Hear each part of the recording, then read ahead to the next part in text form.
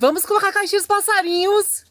Hoje vamos colocar banana, mamão, uva, melancia, manga, tenebrio, granulado de banana, extrusada nativos, picharro frutas, mistura para pássaros com whey protein, mistura para tico-tico, mistura oleosa para sabiá, água e um bebedouro para os colibris. Agora eu vou deixar a câmera aqui pra gente ver os passarinhos que vão aparecer nessa caixinha.